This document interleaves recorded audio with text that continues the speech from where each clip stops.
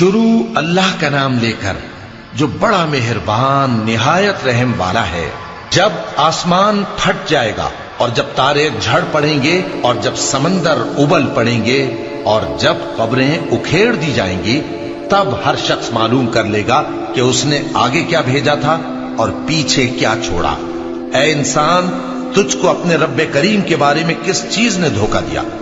وہی تو ہے جس نے تجھے بنایا، پھر تیرے اعضاء کو درست کیا اور تیری قامت کو معتدل رکھا، جس صورت میں چاہا تجھے جوڑ دیا، مگر افسوس تم لوگ جزا کو جھٹلاتے ہو، حالانکہ تم پر نگہبان مقرر ہیں، یعنی معزز کاتبین۔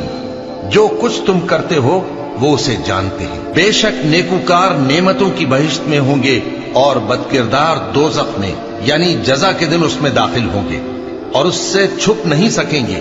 اور تمہیں کیا معلوم کہ جزا کا دن کیسا ہے؟ پھر تمہیں کیا معلوم کہ جزا کا دن کیسا ہے؟ جس روز کوئی کسی کے کچھ کام نہ آ سکے گا اور حکم اس روز اللہ ہی کا ہوگا۔